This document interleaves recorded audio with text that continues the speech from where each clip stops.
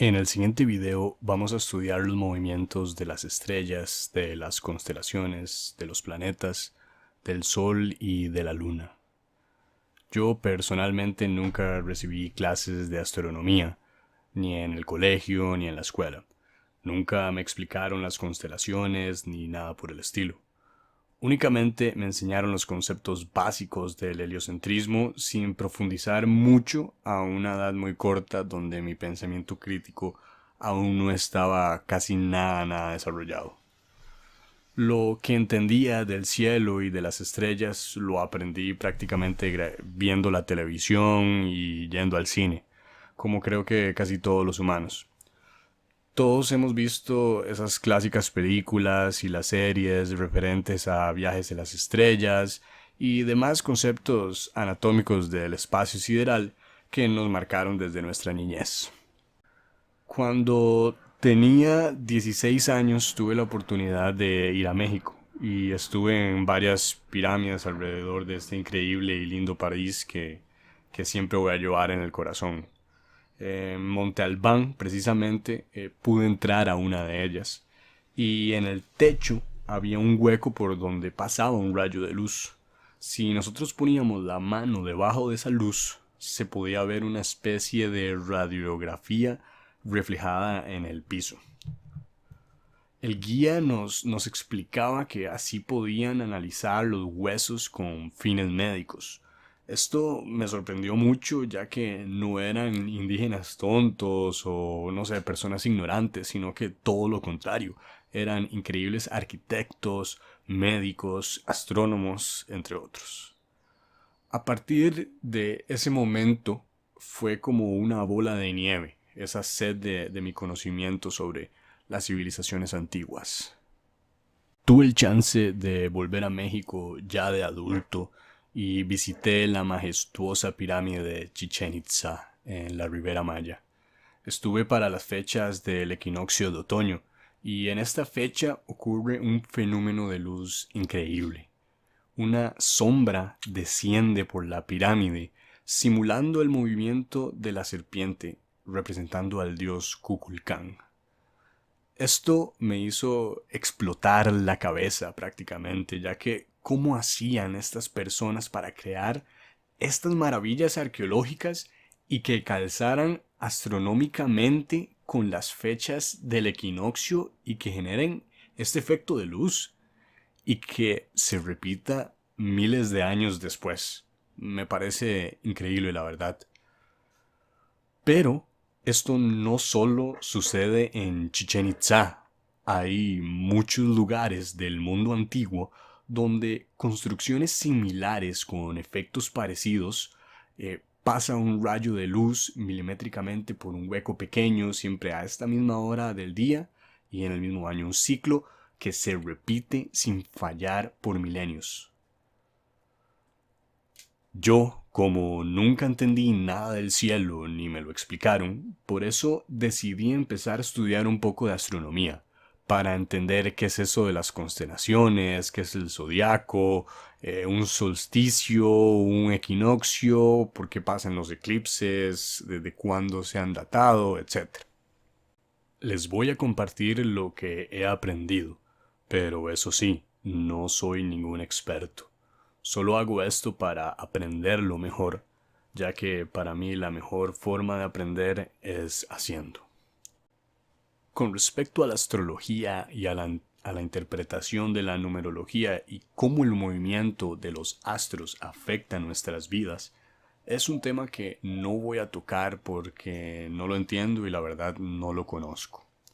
Mi intención con este video es explicar la anatomía del cielo y sus movimientos a través de la observación y el método científico para que todos los puedan verificar por sí mismos.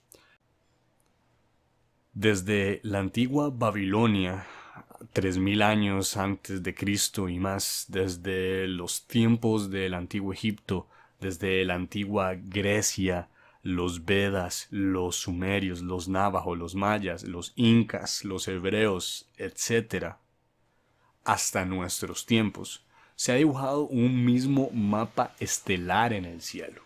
ya que es igual, tiene ciclos repetitivos constantes, y así lo han reflejado estas culturas con sus respectivos zodiacos, ubicando a Polaris en el centro como estrella del norte fija, y que en la actualidad con timelapses lo podemos observar y comprobar empíricamente.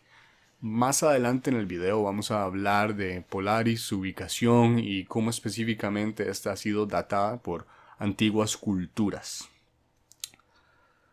El zodiaco que del antiguo griego significa rueda de los animales, y la misma astronomía moderna lo considera como una banda circular dividida en 12 partes iguales, con 12 constelaciones zodiacales y un arco de 30 grados cada una, formando una circunferencia de 360 grados.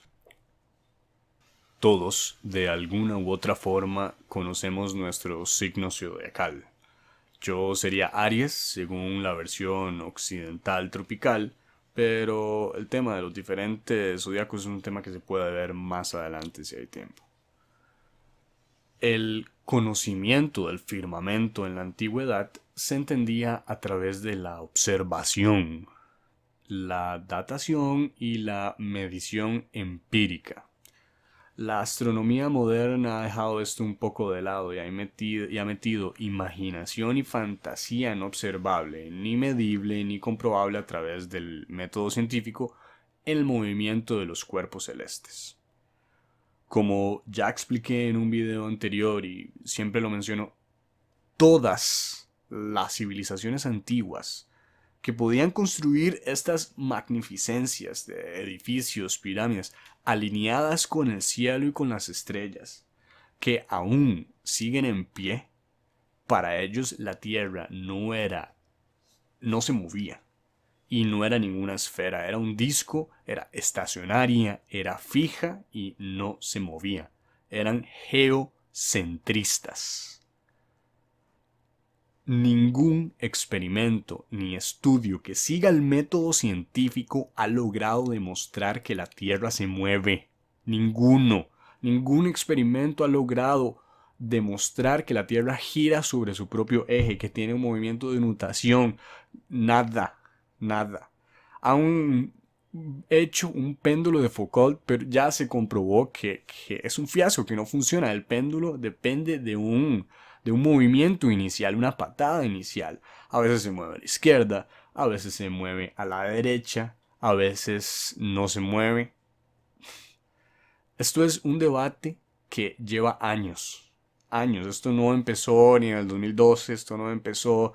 No. El debate entre la Tierra esférica y la Tierra redonda es un debate que lleva mucho tiempo. Pueden buscar historia de la Tierra plana y ver los libros de cuando personas, expertos, han puesto en evidencia y dicho que es en realidad el lugar donde vivimos.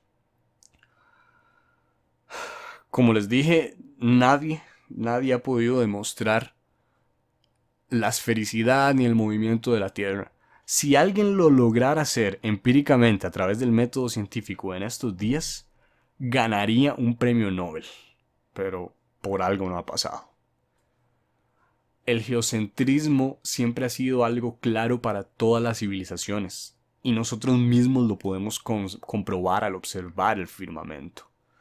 Por eso, las fuerzas que controlan el planeta nunca han querido que estudiemos esto ni que analicemos el movimiento del cielo a través de la observación, algo que debería de ser materia básica en todas las escuelas y colegios del planeta.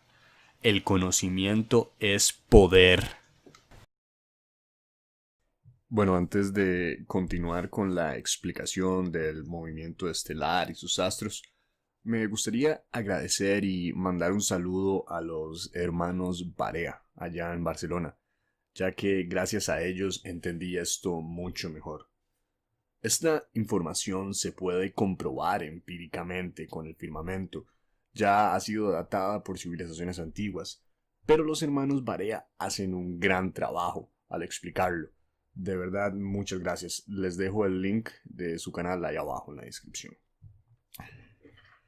Para empezar, tenemos que entender que la percepción que tenemos sobre nuestro cielo es limitada. Nuestra perspectiva depende de la posición en la que estemos en la Tierra y tenemos una visión angular que solo nos va a permitir observar hasta cierto punto. Por ejemplo, para el 15 de marzo a las 10 p.m. en esta latitud podemos observar estas constelaciones.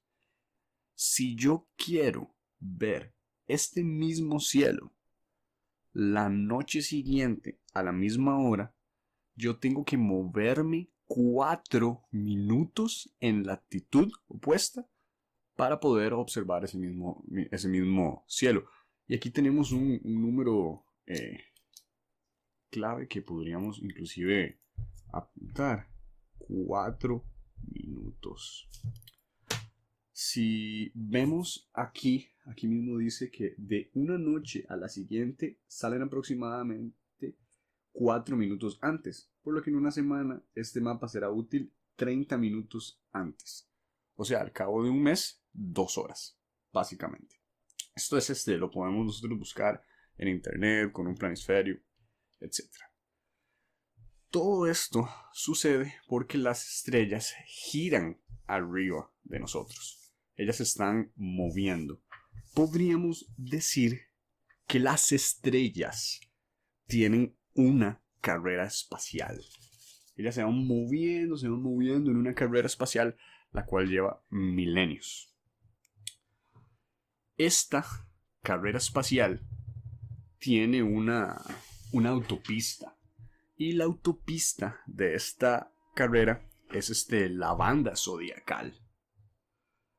Si, por ejemplo, nosotros utilizamos el Google Sky Map, esta aplicación que podemos utilizar para ver las estrellas, podemos observar cómo todos los planetas pasan por esta banda zodiacal. Podemos observar que por esta banda zodiacal, que si la imaginamos desde la perspectiva, podríamos decir que Polaris, la estrella del norte está en el centro, y la banda zodiacal sería un círculo que giraría alrededor. Podríamos decir que es como un trópico de Cáncer. Esta autopista de las constelaciones, en la cual está Piscis, Aries, Tauro, Géminis, el clásico zodiaco que ya nosotros conocemos, es la banda por la cual pasan todos los planetas, como ya vimos en la aplicación, incluidos el Sol y la Luna. Es una banda por la cual van circulando en esa carrera y nunca cambian de posición, es decir, nunca van más abajo ni más arriba, siempre van por la misma autopista, año tras año, milenio tras milenio. Para los antiguos, tenemos que tener esto un poquito claro. Para los antiguos existían dos tipos de estrellas. Las estrellas que marcaban, como vemos acá, los puntos de cada constelación, y las estrellas errantes o planetas, como eran conocidos. En el griego, la palabra planets significa errante o vagabundo. De ahí viene la palabra planeta. Estrellas vagabundas. ¿Por qué? Porque se movían diferente con respecto al resto de todas las estrellas. Tienen un movimiento diferente. Mientras ellas están más rápidas, ellas van un poquito más lento. Esa es la gran diferencia entre las estrellas y las estrellas errantes. En la autopista estelar podemos ver que el Sol se atrasa 4 minutos por día con respecto al firmamento. Durante 30 días y 30 noches, el Sol va a estar en una misma constelación por 30 días y por 30 noches. Por ejemplo, veamos aquí en Aries. El Sol durante estos 30 días va a estar en Aries, pero debido al retraso de 4 minutos diarios que va a ser prácticamente 1 grado por día, va a ir atrasándose. Va a ir girando con el resto del firmamento en esta carrera espacial por esta autopista del zodiaco. Va a ir con él. Pero al cabo de 30 días, girando y girando y girando con el Sol, ya no le puede aguantar el ritmo más y al cabo de 30 días, ¡pum!, pasa a Tauro. Vemos como el Sol ya cambia de constelación debido a este retraso diario. Por este retraso de 4 minutos cada 30 días, el Sol se atrasó 120 minutos, o podríamos decir 2 horas.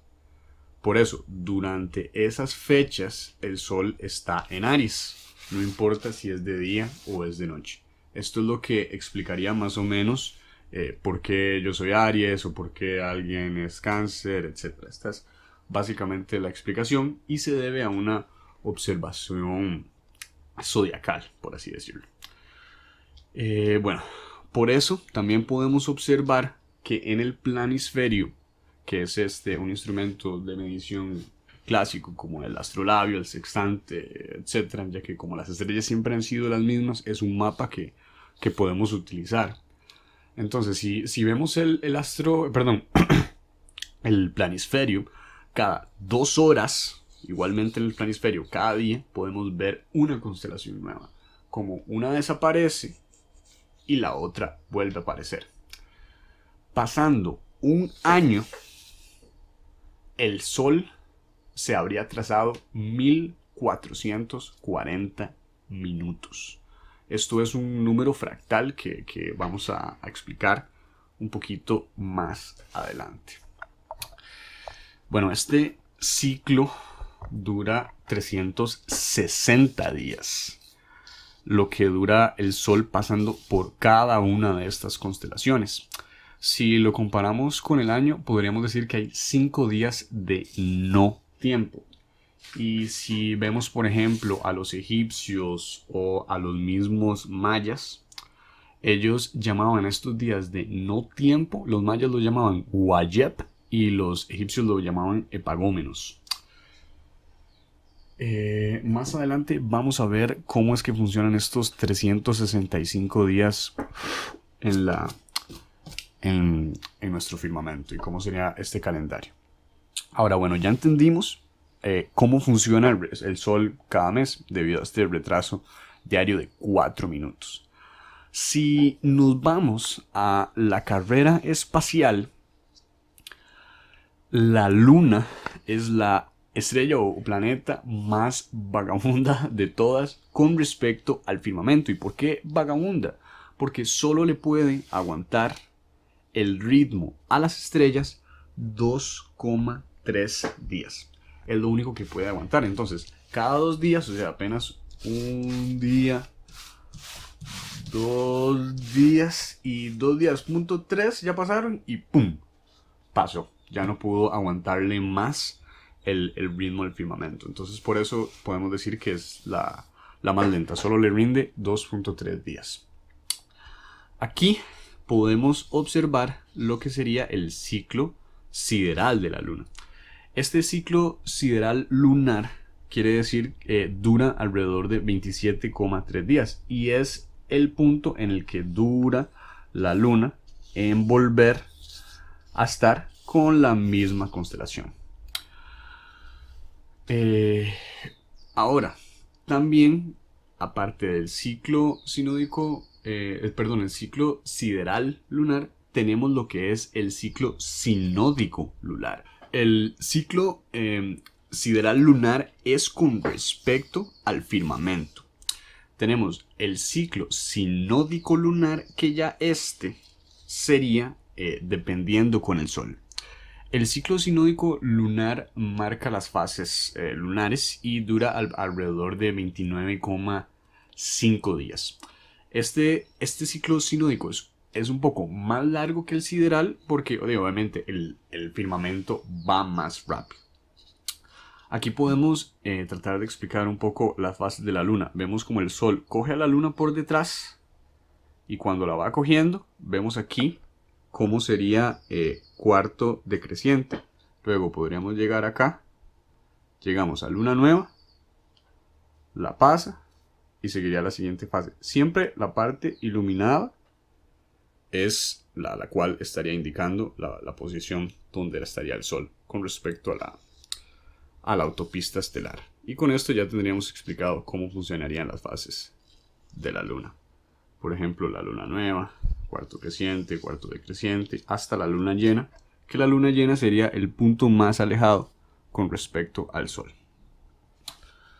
Ahora, siguiendo conversando un poco con respecto a lo que serían los ciclos lunares, tenemos ahora lo que es el ciclo metónico.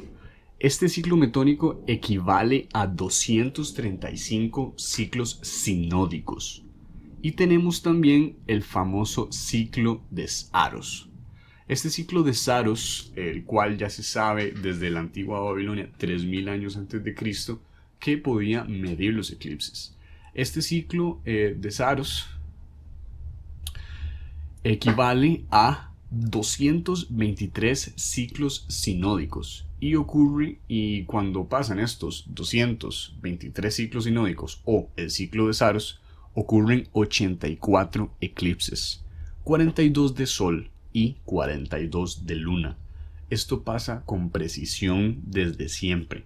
Los eclipses se han podido observar porque el movimiento del cielo es un patrón cíclico que se repite milenio tras milenio. Es nada más de observar. Por ejemplo, tenemos el mecanismo de Anticitera, la computadora más vieja del mundo, utilizada con fines astronómicos allá en Grecia, por allá digamos de unos 100 años antes de Cristo. Esta computadora analógica está compuesta por engranajes y dos de estos engranajes están divididos en 235 y 223 cuñas, igual que el ciclo metónico y el ciclo de Saros. Bueno, yo creo que ya esto es una fuerte evidencia de cómo el cielo siempre ha sido un mapa y nosotros en nuestra generación nunca nos hemos tomado el tiempo ni siquiera para darle un poquito de atención. Con respecto a los eclipses, podemos decir varias cosas, empezando porque la versión oficial no tiene sentido cuando lo tratamos de comprobar, especialmente cuando se da el fenómeno selenium, donde se puede ver el Sol y la Luna al mismo tiempo. Hasta la fecha, la ciencia moderna ortodoxa no tiene ninguna explicación. El efecto selenium en los eclipses es algo que sería imposible de ver si el heliocentrismo fuera como nos quieren hacer creer. Para los hindús, los eclipses eran causados por orbes oscuros que no pueden ser vistos. Únicamente en los eclipses es cuando se podrían ver esos orbes oscuros. Yo no soy ningún experto en astronomía, apenas estoy empezando. Pero ya allá en los 1800, 1700, 1600 habían discusiones en Europa sobre otro planeta llamado Mercurio, cerca inclusive llamado Vulcano, cerca de la onda de Mercurio. Bueno, hay videos de personas que fueron a grabar un eclipse de sol y se ven como una especie de orbes negros que llegan a donde estaría el sol. Yo sinceramente no sé qué hay exactamente ahí arriba. Me hubiera gustado haberle puesto más atención a esto desde niño, pero nunca es tarde para seguir aprendiendo. Lo que sí sé es que todos deberíamos estar investigando esto para llegar a la verdad todos juntos. Ahora volvamos a la carrera espacial. Ya vimos cómo el Sol y la Luna pasan por toda esta autopista. Ya vimos cuáles son sus movimientos, su retraso de 4 minutos y el retraso de 2,3 días. Ahora, hablamos también de que todos los otros planetas también pasan por esta autopista. Y hablamos de que es una carrera. Vimos cómo la Luna es la más lenta porque solo puede aguantar el ritmo 2.3. Vimos que el Sol puede aguantar 30 días en una constelación. Y ahora sí, ¿quién es el ganador de esta carrera? entre comillas, o cuál es el planeta más rápido. Vamos a simular que este es Plutón. Plutón, mientras gira con una constelación, le aguanta al ritmo, al firmamento, 21 años. ¿Qué quiere decir esto? Que de aquí a 21 años Plutón va a estar en la misma constelación. Van a tener que pasar 21 años para que se atrase y ya cambia a otra constelación. Prácticamente Plutón va con el mismo ritmo del firmamento. La segunda estrella errante más rápida sería Neptuno, que le aguantaría la carrera al firmamento 14 años. Durante 14 años, vamos aquí suponiendo que este es Neptuno en Libra, 14 años girando arriba de nosotros, girando, hasta que ya después de 14 años, ¡pum!, cambia de constelación, ya no le aguanta el ritmo más. El tercer planeta más rápido sería Urano, que aguanta 7 años. Otra vez el ritmo del firmamento. 7 años Urano girando con Escorpio en el cielo en esta carrera, hasta que ya pasaron 7 años y el firmamento fue un poquito más rápido y ¡pum!, cambia a Sagitario. Seguiría Saturno, que únicamente puede aguantar el ritmo 2 años y 76 días. Luego sigue Júpiter. Júpiter aguantaría únicamente 361 días. Luego de Júpiter sigue Marte, que Marte le puede aguantar el ritmo 57 días al espacio. Luego vendría Venus, o en realidad luego vendría, el Sol. Luego vendría Venus, que aguanta 18 días junto con el firmamento, como ya vemos girando, y uno de los más lentos, que también sería Mercurio. Mercurio apenas puede rendirle al firmamento 7,3 días y ya se va con otra constelación. ¡Pum! Si nosotros vemos este famoso astrónomo Giovanni Cassini, que tenía una perspectiva geocentrista de la realidad, como es prácticamente todo lo que nosotros podemos observar, él logró medir la trayectoria de Venus alrededor de nuestro planeta por un año. Toda la trayectoria que ellos hacen. El dibujo que Giovanni Cassini enseñó con la trayectoria de Venus es un mandala perfecto. Esto a mí me dejó sin palabras.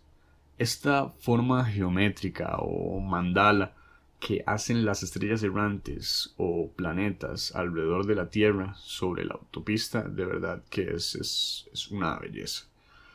Estas formas geométricas que los planetas hacen se debe a los movimientos retrógrados que tienen que hacer los planetas. Estos movimientos retrógrados es un movimiento para adelante, básicamente como el firmamento, pero que retrocede un poco para luego seguir avanzando.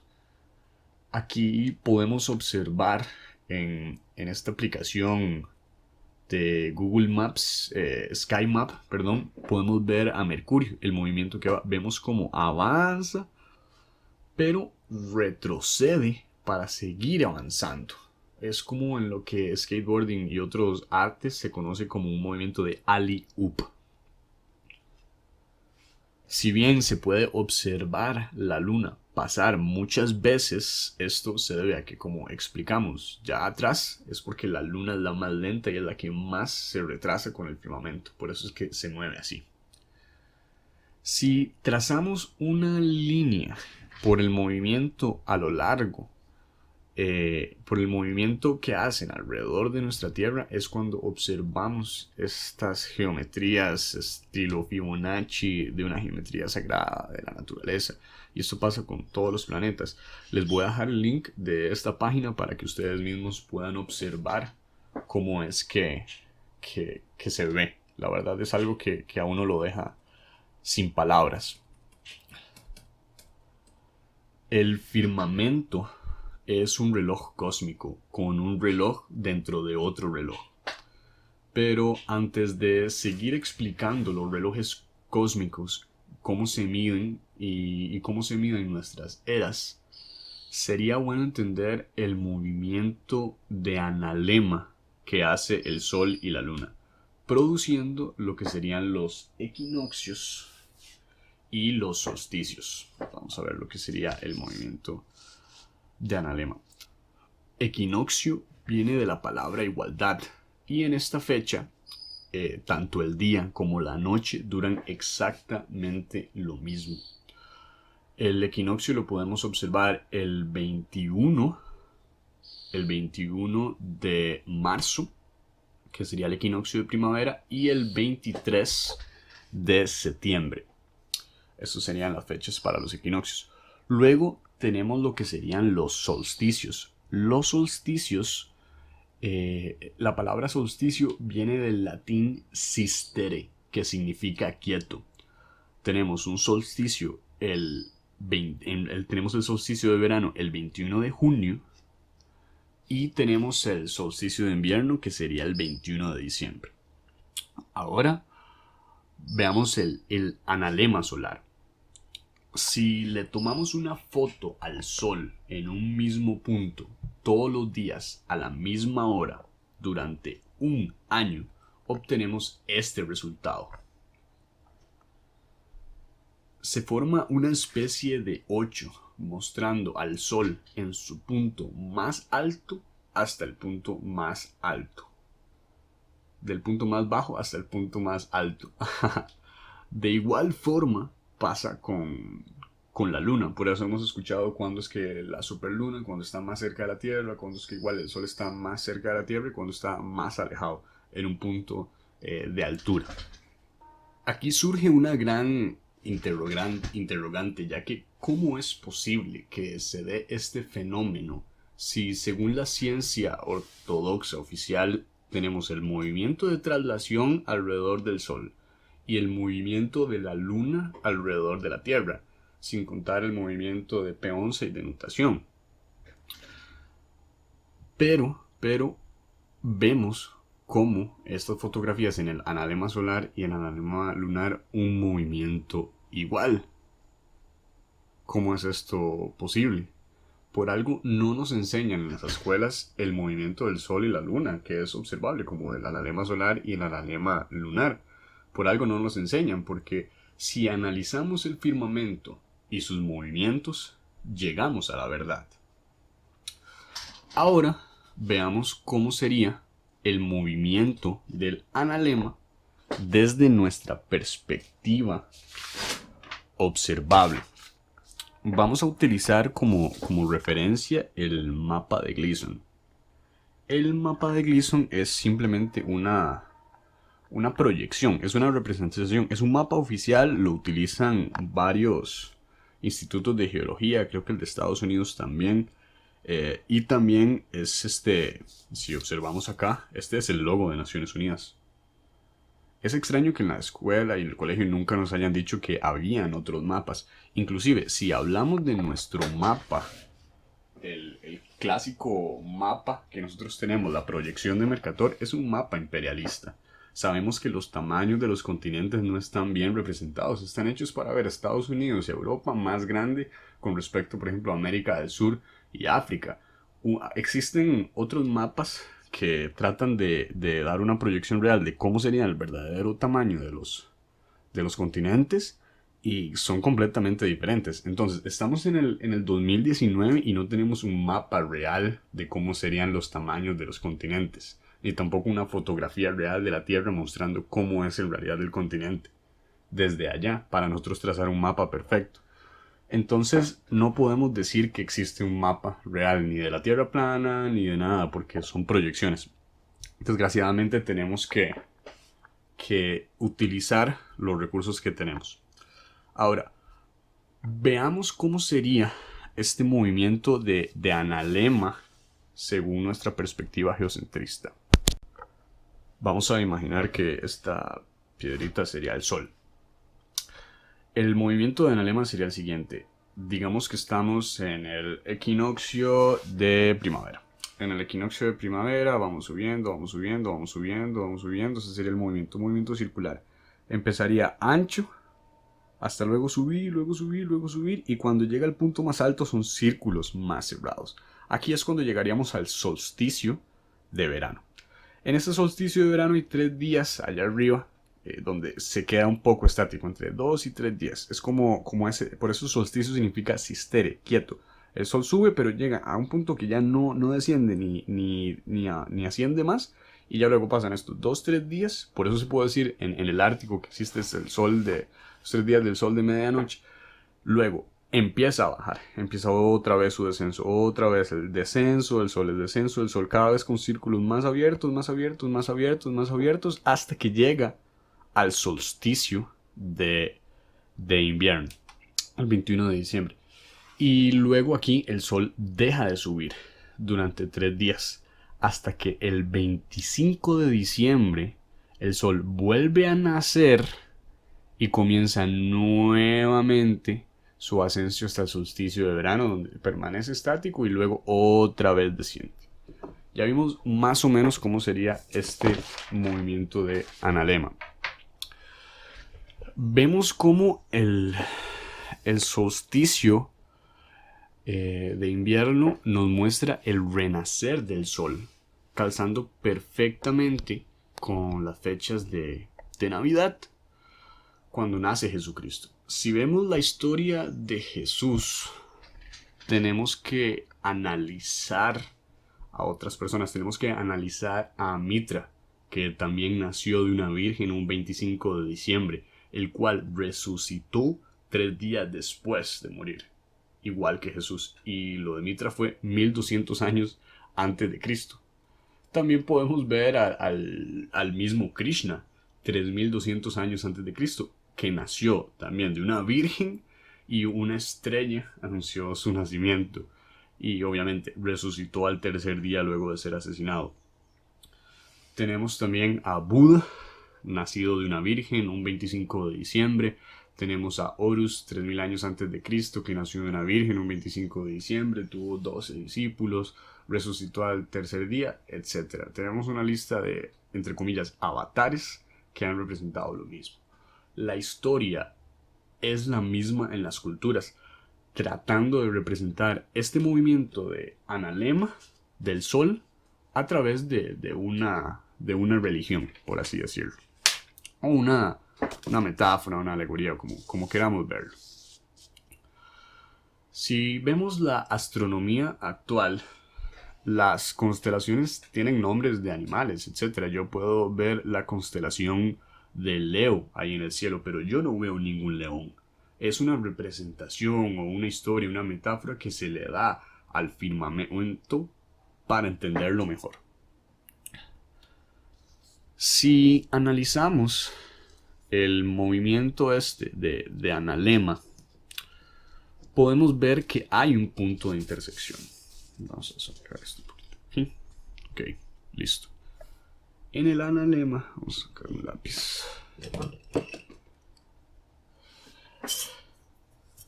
Si vemos el analema, hay un punto de intersección. Vamos a ver. Si analizamos el analema, podemos ver que hay un punto de intersección cuando el sol estaría subiendo o descendiendo. Este punto de intersección, cuando está en ascenso, es el 21 de abril. Curiosamente, fecha en la que nace el dios Rama. Y cuando va en descenso, la fecha es el 28 de agosto, cuando fecha en la que se cuenta que le cortan la cabeza a Juan Bautista. Si analizamos estas fechas con el firmamento, si analizamos este total de fechas con el firmamento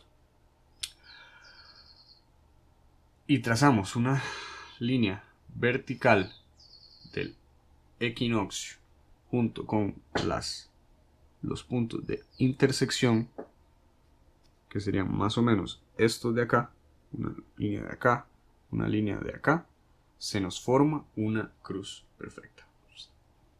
Una cruz en forma de T. La cruz no era solo de Jesucristo. Los aztecas y otras culturas ya veneraban, entre comillas, a lo que es la cruz.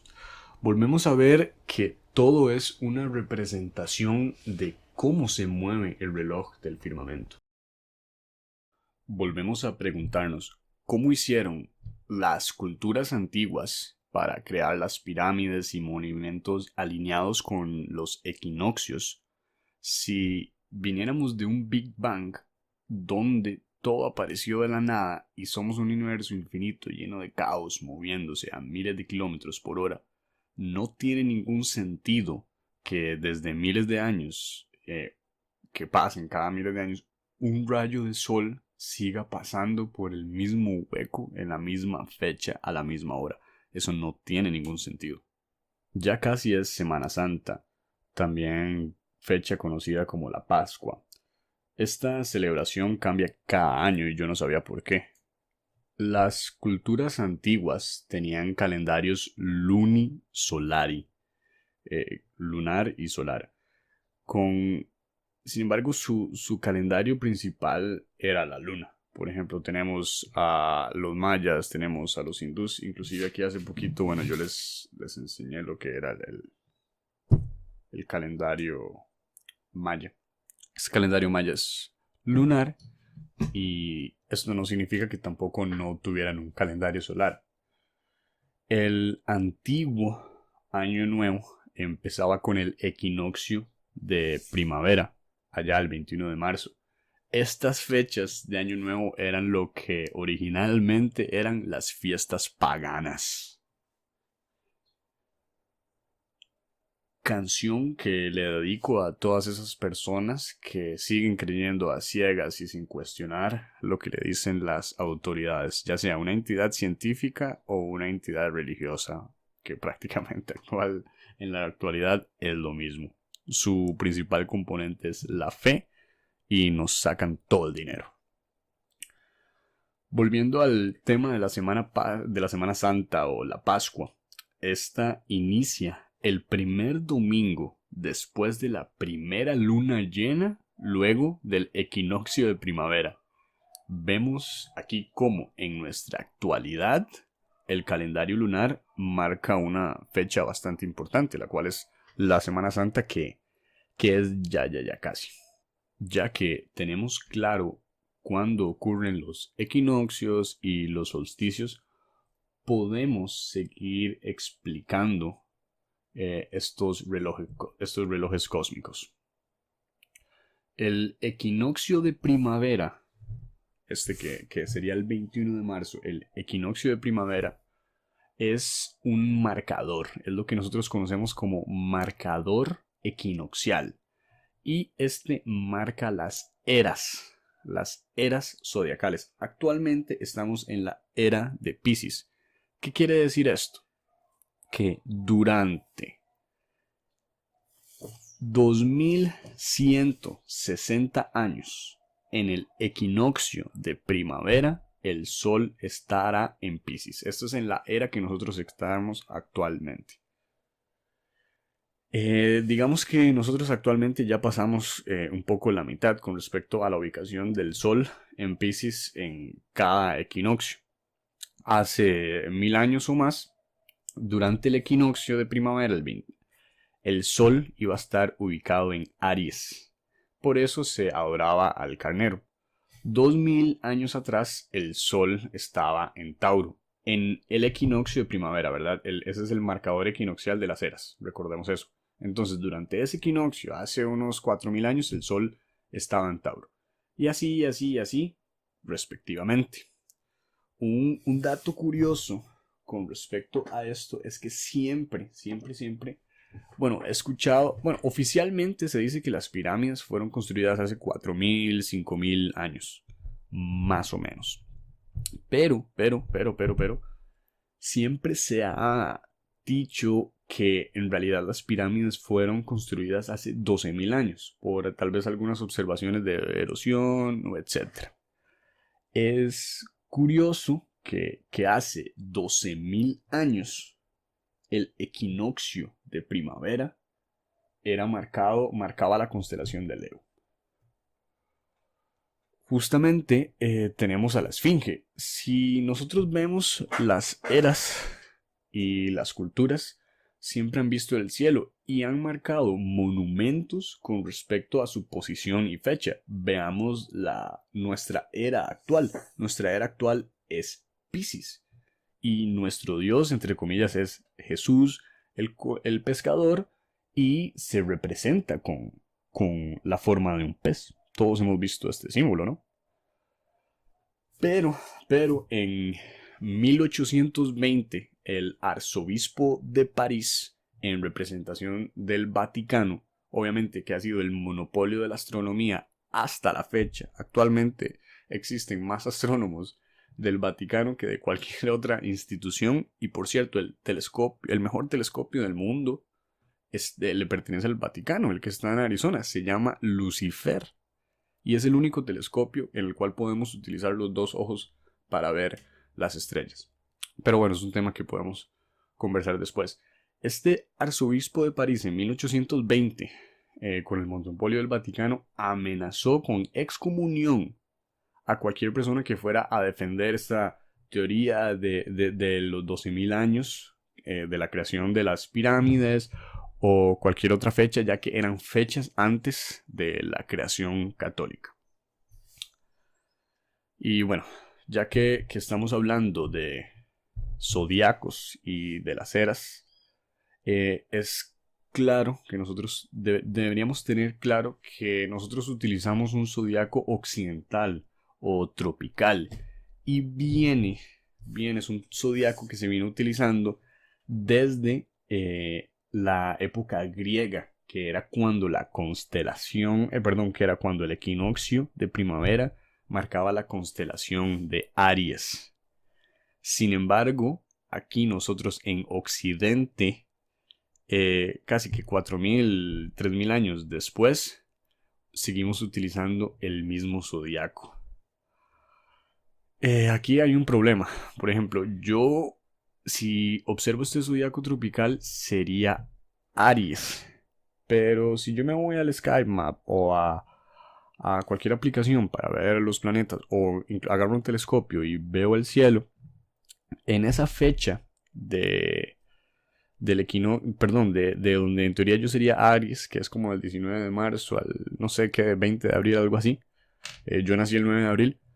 En esa fecha yo sería Aries, pero si yo me pongo a ver dónde está el Sol, en ese momento el Sol va a estar en Piscis, no en Aries. El calendario zodiacal que nosotros tenemos únicamente se basa en las fechas, no en la posición donde estaría el Sol. En cambio, si vemos el zodiaco védico o el astronómico de la ciencia oficial, digamos, estos sí toman en cuenta la posición del Sol.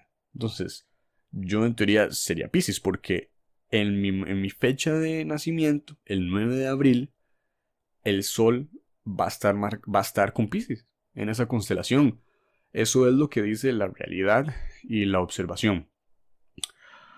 Esto, bueno, nos hace notar lo perdidos que estamos con respecto a las estrellas y el firmamento, y lo retrasados que vamos con respecto a culturas del pasado que ya tenían esto bastante claro.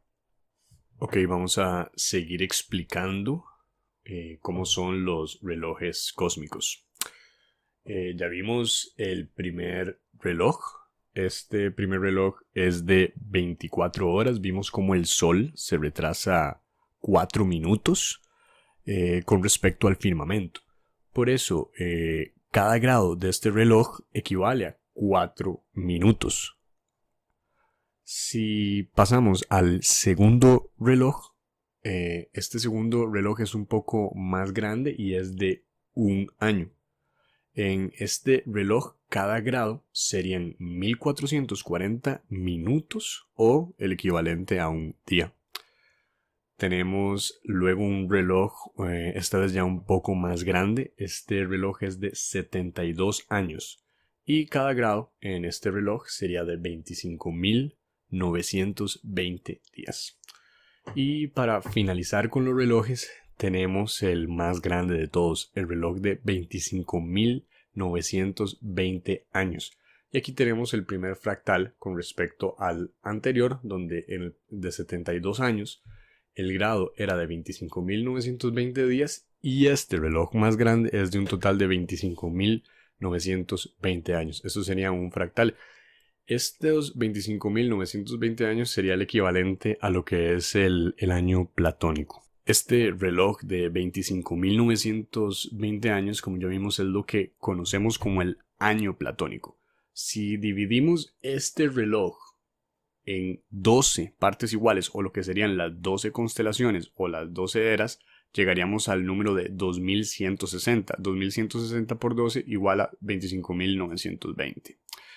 Cuando el equinoccio de primavera haya pasado por todas las constelaciones, completará el ciclo de lo que es el año platónico. Por eso es que se conoce el marcador equinoccial. Y no es cualquier fractal, el que acabamos de ver. Y de hecho vamos a seguir viendo más. Todo esto se debe a que el Sol pierde 4 minutos cada día con respecto al firmamento. El Sol nos explicaría los equinoccios y todo este movimiento solar. Quiere decir que en este reloj, cada 72 años, el Sol tiene un retraso de 1 grado con respecto al firmamento.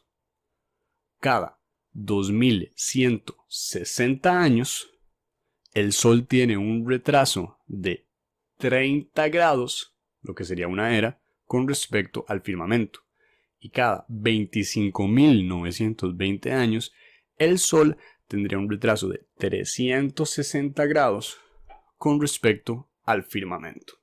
Para justificar todo esto y que calcen los relojes y el cielo observable con nuestra realidad desde el punto de vista de la ciencia oficial, la ciencia tiene que utilizar, lo trata de explicar, eso sí, de explicar, ¿verdad? Nunca de demostrar ni comprobar, solo explicar, a través del movimiento de la P-onza y nutación.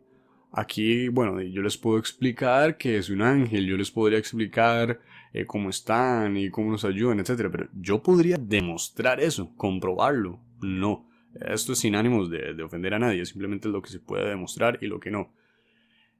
Estos relojes que acabamos de ver y cómo funciona el cielo a través de fractales y prácticamente una secuencia Fibonacci, por así decirlo, la ciencia lo trata de explicar a través del movimiento de P-onza. Este P-onza es igual un ciclo que dura, según la misma ciencia oficial, 25.920 años. Y así también ellos podrían justificar los equinoccios y así. El problema con el movimiento de P-onza es que también hace el movimiento de nutación. Este es un movimiento que es como un tipo de oscilación. Y la verdad es bastante difícil de llegar a creer en estos movimientos, porque aparte de que ni el movimiento de rotación o traslación ha sido comprobado, esto es mucho menos, no es nada medible ni comprobable. Pero bueno, como ya vimos, según todo esto y la ciencia oficial, este movimiento de P-onza de 25.900 años, aquí hay un problema, porque cada 5.000 años aproximadamente la estrella del norte cambiaría. Nuestra estrella actual es Polaris, pero en unos 2.000 años, según la ciencia oficial y este movimiento de P-onza, la estrella del norte sería Vega. Pero no es como que va cambiando suavemente una estrella del norte por otra estrella del norte, sino es como que es un movimiento de regate, así como ¡pum! Estilo así ya Ronaldo en sus mejores momentos con el Inter. Este movimiento de regate sería así como de un pronto a otro, ¡pa! Y ya estaríamos en Vega. Lo curioso es que ninguna civilización haya documentado o haya datado este cambio de estrella, siendo el cielo un mapa bastante claro. Entonces, hace 4000 años, la estrella del norte, que si aún así vemos, se queda fija, pero según la ciencia oficial no era Polaris, era otra. No me acuerdo exactamente el nombre de cuál era esa otra estrella, Tubor, creo, o no me acuerdo bien. Pero esa otra estrella polar, la de hace unos 4000 años, que cuando no era Polaris, allá habían civilizaciones hace 4000 años. Sin embargo, no existe ninguna civilización que haya representado a otra estrella del norte. Las civilizaciones siempre han representado a Polaris como única estrella del norte. Y aquí ya el sistema heliocentrístico, el sistema del heliocentrismo se caería, básicamente. Analicemos las estructuras milenarias que existen en la Tierra alineadas con Polaris, las cuales se van a traer este absurdo jamás comprobado movimiento de peonza y nutación o heliocentrismo. Tenemos a las pirámides de Xi'an en China. Esto es un complejo arqueológico. En este mismo complejo arqueológico arqueológico es donde se encontró el ejército de terracota. En este complejo arqueológico existen dos tipos de pirámides. Unas orientadas a los puntos cardinales, pero otras completamente orientadas a Polaris. La misma ciencia oficial, la misma arqueología oficial así lo reconoce, porque evidentemente están orientadas hacia Polaris. Estas pirámides tienen como mínimo 5000 años de actualidad. Pero la ciencia oficial y estas mismas noticias nos dicen que los emperadores chinos de la época ubicaron y alinearon estas pirámides en la estrella polar, Polaris, para nuestra era, prediciendo que Polaris iba a ser la estrella del norte en esa época, pero ellos no iban a ser una pirámide representando la estrella del norte. No. Ellos sabían que Polaris iba a ser en algún momento una estrella del norte y por eso hicieron las pirámides ahí, aunque únicamente iba a ser 4000 años. Solo iba a servir para esa fecha, pero por eso decidieron representar y hacer prácticamente la pirámide más grande del mundo. La verdad es que esto es una estupidez, porque ¿cómo iban a hacer una representación a Polaris de una pirámide que solo nos iba a servir a nosotros, ni siquiera a ellos, que ni siquiera en el futuro? Y si vemos, todas las noticias siguen repitiendo esta misma estupidez. No tiene ningún sentido. Tenemos también el observatorio más viejo de la India, allá en Mudulmán. Estas son unas piedras megalíticas, están alineadas con equinoccios, solsticios y ubican perfectamente a Polaris como estrella del norte. Esto tiene 7000 años de antigüedad. Eso simplemente es un jaque mate a la esfera. Tenemos el calendario de Dendera en Egipto, que pesa, más de 80 toneladas. Bien se ha dicho que es datado 50 años antes de Cristo, pero los egipcios como mínimo tienen una cultura 3000 años antes de Cristo. Y ya ubicaban a Polaris como el centro de su calendario, como estrella del norte. Eso es jaque mate a la esfera. Hay que asumir y suponer demasiado para que el heliocentrismo tenga sentido utilizando estas teorías filosóficas, ya sea el movimiento de Peonza, la teoría de la relatividad, el heliocentrismo. Entonces, pura filosofía que ha sido promovida desde la iglesia. El mismo la persona que promueve empieza con la teoría del Big Bang, Copérnico, todos son jesuitas. El Vaticano siempre es el que ha estado detrás, es una religión escondida. Bien decía Tesla que para entender el universo debíamos pensar en términos de energía, vibración y frecuencia. Si vemos los principales chakras hindús, observamos que cada uno de ellos tiene pétalos. El de más abajo, el chakra de la raíz, tiene 4 pétalos. El que sigue tiene 6 pétalos, el siguiente 10, luego 12, luego el que sigue 16, 96 y el de más arriba, el que está por encima de la cabeza, tiene 1000 pétalos.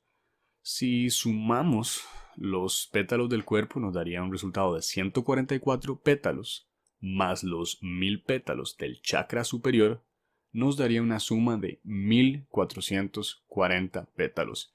Y aquí tenemos otro fractal, ya que 1440 equivale a 1440 minutos, lo que sería un día. La misma Biblia hablaba de las 12 tribus y los 144.000 elegidos. Vemos cómo las religiones y culturas hablaban de lo mismo, aunque fueran distintas tanto geográficamente como otro tiempo. Pero los números son los mismos. Anteriormente mencionamos a la secuencia Fibonacci.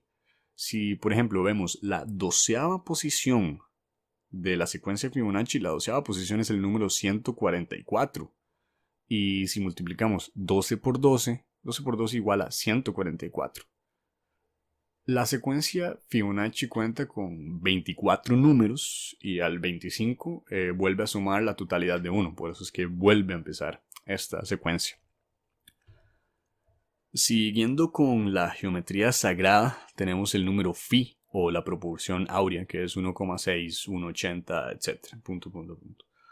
Podemos llegar a esta proporción áurea cuando de la secuencia Fibonacci dividimos la posición 13, que equivale a 233, entre el número de la posición 12, que es 144. 233 entre 144, 1,6 equivale a 1,6, 1,80, etcétera, etcétera. Ya que hablamos de los chakras, ahora podríamos hablar del cuerpo humano. En estado de reposo tenemos 72 pulsaciones por minuto. En una hora o 60 minutos habríamos dado 4.320 pulsaciones. Un mes tiene 4.320 minutos. Y aquí tenemos otro fractal. Sabemos que la música es mejor a 432 hercios, pero se cambió a 440 hercios y sabemos que eso bien no calza con nuestro ritmo. Podemos preguntarle a cualquier amigo músico nuestro y nos va a confirmar esto. En estado de reposo durante un minuto tenemos 18 respiraciones. Si multiplicamos 18 por 1440, que equivalen a los minutos de un día, nos da 25.920, el mismo número del año platónico cuando todas las constelaciones pasaron por el equinoccio de primavera. Y aquí tenemos otro fractal de este gran reloj cósmico. Todos son fractales, la naturaleza funciona de esta manera. Según los hindús, 72 son los principales Navi, 72 son los días en los que la constelación de Orión no puede ser vista en el cielo. Y ya sabemos que las pirámides de Egipto, las pirámides de Teotihuacán, allá en México, están orientadas con la constelación de Orión. 72 son los días en los que se tardaba en enterrar a los muertos de Egipto con su respectivo proceso de embalsamaje, etc. Cabe aquí mencionar que Orión es el centro del cielo, es el ecuador, es el círculo zodiacal, como el trópico de Cáncer. Si vemos todos estos números de los que ya hemos estado hablando, todos estos números sumados equivalen a 9. Suman 9, es el número de la totalidad. Tenemos a 7 más 2, 72, 7 más 2 igual 9. Tenemos a 2160, el de las eras, 2 más 1 más 6 más 0 igual 9. Tenemos el del año platónico, o este que acabamos de ver, que 18 multiplicado por 1440 nos da 25.920, otra vez este mismo número. Si sumamos 2 más 5 más 9 más 2 más 0 igual a 9. Hablamos de 432. Los hercios, hablamos de cómo este 432 es un número que cuando en una hora habríamos dado 4.320 pulsaciones y un mes tiene 43.200 minutos. Si sumamos 4 más 3 más 2 más 0, nos da 9. Hablamos del 144 y hablamos de los 1440. Si sumamos 1 más 4 igual 9. Todo es un reloj dentro de otro reloj con los mismos números. Vibramos igual que el firmamento, un mismo ciclo, tanto arriba en el cielo como aquí abajo en nuestro cuerpo. Es una misma frecuencia y sincronía.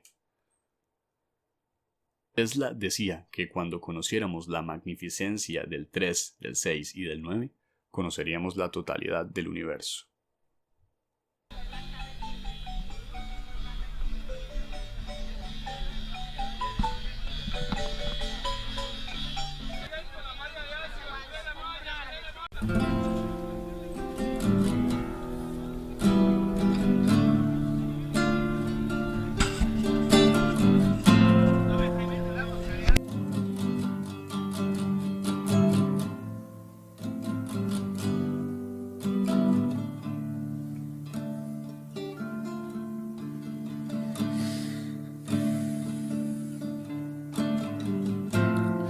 Carretera, las distancias son enormes, más allá del horizonte, la llanura nos espera.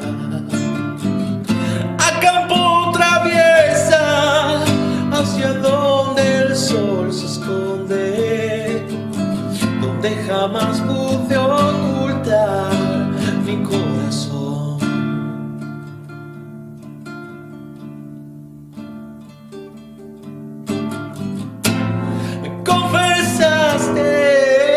Un amor sin rodeos, que tu inocencia nos proteja, ahora que todo es más perverso. Por mi cabeza ya pidieron recompensa, pero no hay precio por robar tu corazón.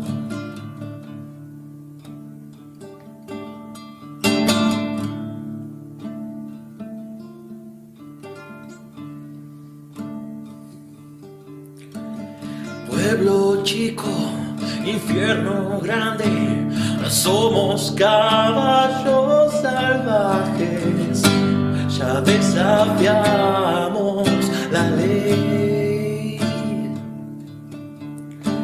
De trampas se hizo la ley.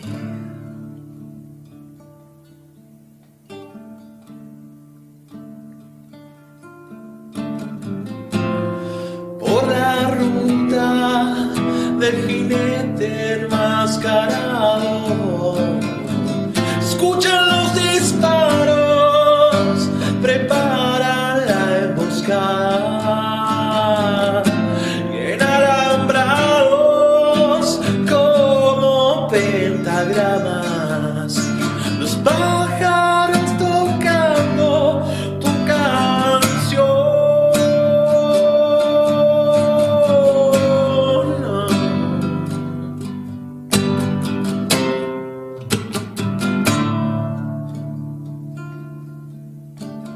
Pueblo chico, infierno grande, somos caballos salvajes, ya desafiamos la ley. De trampas se hizo la ley.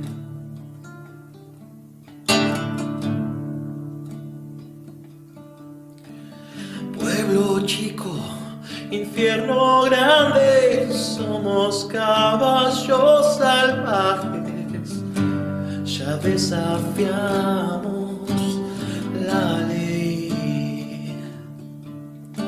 De trampas se hizo la ley.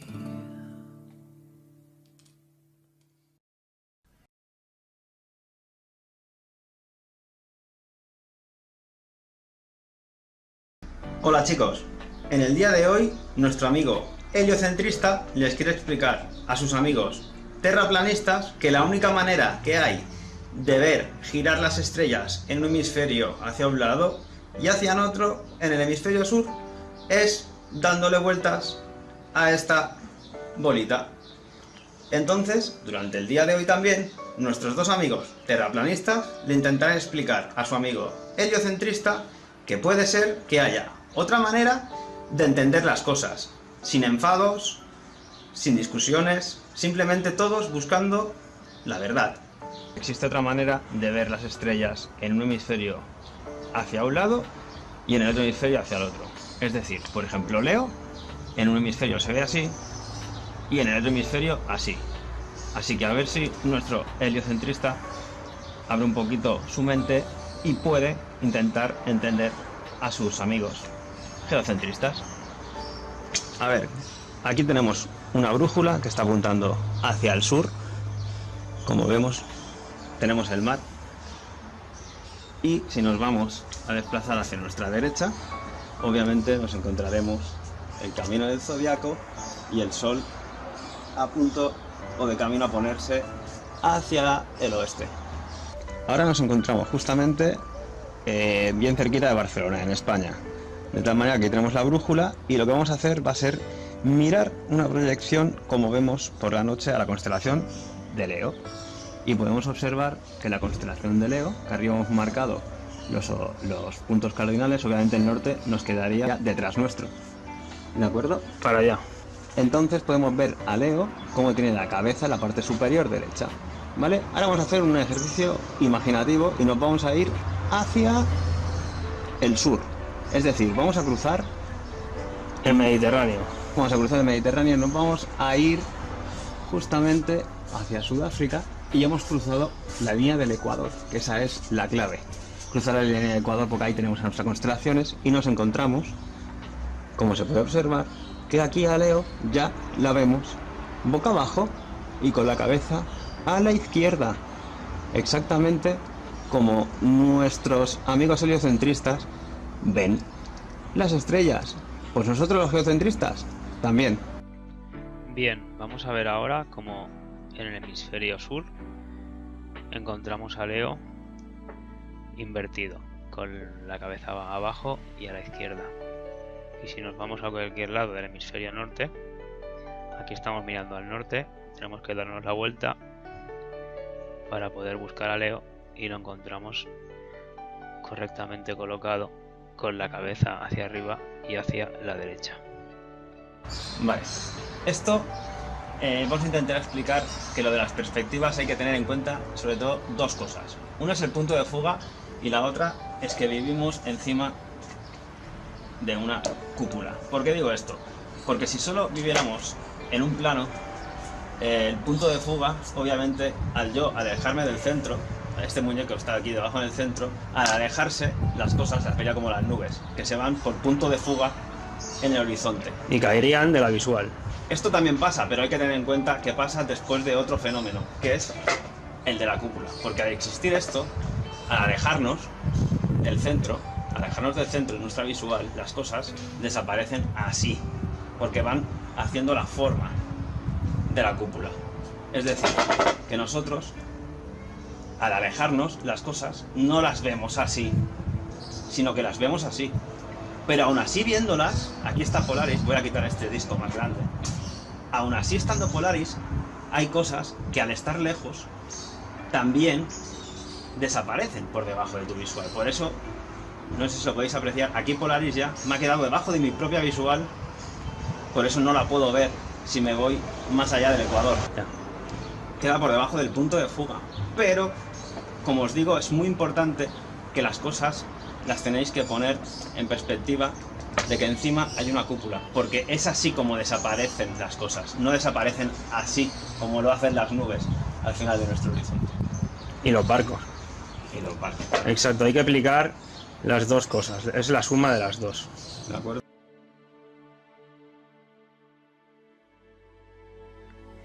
Bien, vamos ahora a hablar, a explicar y a comprender el giro de las estrellas y sobre todo a desmentir aquello que tanto se dice de que en el hemisferio norte las estrellas giran en sentido antihorario y en el hemisferio sur giran en sentido horario. Entonces, aquí nos encontramos, vamos a poner cualquier lugar de Europa, del norte. Estamos aquí mismo, no sé, más o menos, en Europa. Estamos en el hemisferio norte y vemos que arriba tenemos a Polaris, a la Osa Menor. Estamos mirando dirección norte. Vemos girar todas las estrellas, todas las constelaciones, en sentido antihorario. Pero desde el mismo lugar, si nos desplazamos hacia otro punto cardinal, simplemente nos desplazamos nuestra visión, vemos que esas mismas estrellas y líneas que giraban en sentido antihorario ahora giran en sentido horario. Aquí vemos aparecer Orión, por ejemplo. Por aquí viene Cáncer. Entonces, desde el mismo hemisferio norte, donde vemos, si miramos hacia el norte, que vemos Polaris, es verdad que giran todas en sentido antihorario, pero desde el mismo lugar, simplemente cambiando nuestra visión y mirando hacia otro punto cardinal, empiezan a girar ya en sentido horario. Esto, ¿por qué es? Porque las líneas son tan amplias por donde circulan todas las constelaciones, es tan vasto el espacio que hay, que por perspectiva se invierten esas líneas, pero simplemente por perspectiva es el mismo giro unísono. Aquí las vemos en un sentido, nos movemos y las vemos girando en el otro sentido. Y esto ocurre también en el sur. Nos vamos a cualquier lugar del sur ahora y si ponemos dirección sur, están girando en sentido horario. Aquí tenemos Sigma Octantis, pero a la que nos giramos y nos damos la vuelta para buscar las constelaciones del zodiaco, ocurre lo mismo, pero al revés. Donde giraban en sentido horario, ahora esas mismas constelaciones giran en sentido antihorario. Pero es por lo mismo, por perspectiva, porque el giro es unísono, es todo el giro es el mismo, va a la vez, alrededor de Polaris, por cierto que está fija. Si nos vamos ahora, por ejemplo, por aquí, por el ecuador, ¿qué vemos? Que si miramos al norte, por perspectiva y punto de fuga, Polaris ya ha caído. Todavía la vemos, pero está mucho más baja del horizonte. Pero vemos aquí que mirando al norte gira todo en sentido antihorario. El giro es el mismo, unísono. Nos desplazamos hacia el otro punto cardinal, hacia el sur, y vemos que todo gira en el otro sentido, en el sentido horario. Pero el giro es el mismo. Y por cierto, estando por esta línea ecuatorial más o menos, vemos aparecer las constelaciones por encima nuestro. Vamos, por aquí venía Piscis, por aquí está Tauro, el Sol. Todas las constelaciones, Orión, todas las constelaciones las vemos aparecer por encima nuestro. ¿Esto por qué debe ser debido? Pues porque por encima de la línea ecuatorial de la Tierra es por donde se debe encontrar el cinturón del zodiaco. Debe coincidir el ecuador de la Tierra con el ecuador del cielo, que debe ser el cinturón del zodiaco. Pero bueno, espero que con esto sepamos estas tres cosas, que en cada uno de los hemisferios se pueden ver girar las estrellas, tanto en un sentido como en otro. Que las cosas caen por perspectiva, vemos aquí Polaris mucho más baja, y que en el ecuador las cosas nos pasan por encima, porque debe ser el centro, la línea central ecuatorial del cielo, el cinturón del zodiaco. Pues bueno, espero que con esto quede bastante claro, pero es muy palpable y evidente. Y que las líneas son tan grandes, las distancias son tan enormes, que esto, si nos vamos al norte, lo vamos a ver mejor.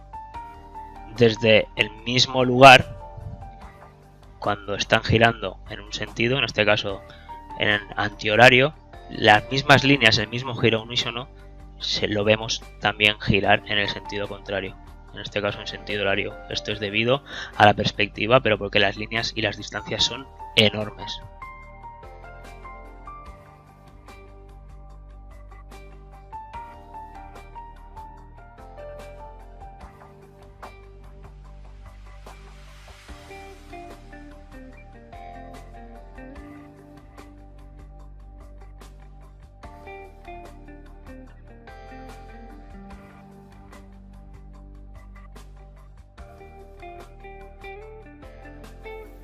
Bien, vamos a intentar explicar por qué desde un hemisferio pueden verse las constelaciones orientadas hacia una dirección y en el hemisferio contrario se ven esas mismas constelaciones orientadas hacia la otra dirección y encima invertidas. Para hacer este ejercicio nos va a ayudar nuestro amiguito, el elefantito. Esta sería una representación de nuestro plano y estacionario. En él hemos dibujado 3 líneas. La más interior sería el trópico de Cáncer, la del medio la línea ecuatorial y la más externa el trópico de Capricornio. Al centro, lo que sería el polo norte, tendríamos a Polaris. Es importante tener en cuenta que para lo que vamos a explicar, las constelaciones del zodiaco son las que están justo sobre la línea ecuatorial. Es decir, el cinturón del zodiaco iría siempre por encima y a lo largo de toda la línea ecuatorial. ¿De acuerdo? Entendido esto, vamos a ver nuestro elefantito. Nuestro elefantito, ahora pongamos que estamos en España, ¿de acuerdo? Que es justo por encima de la línea del trópico de Cáncer. Entonces, desde la perspectiva de nuestro elefante, podemos ver que si se pone mirando al norte, nuestro elefantito jamás va a poder ver las constelaciones del zodiaco, porque mirando al norte puede ver otras que están más al interior, más cerca de Polaris. Para que nuestro amigo elefantito pueda ver las constelaciones del zodiaco, lo que tiene que hacer es empezar a girarse. No hace falta que se ponga mirando al sur, solo que se ponga un poco desplazado del norte, ya cambia la perspectiva y puede ver a las constelaciones del zodiaco. En este ejemplo podemos ver a Leo. En este ejemplo vemos a Leo desde el hemisferio norte y lo vemos mirando hacia la derecha y con la cabeza hacia arriba, como realmente se ve desde todo el hemisferio norte. ¿Qué pasaría si nuestro elefantito se encuentra en el polo sur? Desde el polo sur no puede ver las constelaciones del zodiaco si sigue mirando al sur. Si sigue mirando al sur, verá otras constelaciones, pero nunca verá las constelaciones del zodiaco. Si nuestro amigo elefantito desde el polo sur quiere ver las constelaciones del zodiaco, tiene que hacer al revés de lo que hacía desde el norte. Es decir, se tiene que girar y mirar hacia el norte. No hace falta que mire directamente al norte. Puede mirar un poco hacia otra orientación, pero lo importante es que no mire hacia el sur. A la que él se gira, cambia su perspectiva. Y esto es lo que puede llegar a ver. Las constelaciones del zodiaco otra vez. Pero, eureka, ahora vemos a Leo mirando hacia la izquierda y con la cabeza boca abajo. ¿Cómo puede ser esto? Pues esto simplemente se debe a la perspectiva. ¿Por qué? Porque cuando pasamos nuestra línea horizontal, que ocurre de perspectiva, que esto ocurre cuando se pone en el ecuador, al pasar esta línea, las cosas nos cambian de perspectiva. Y es distinto si las vemos hacia allí que si las vemos hacia allí.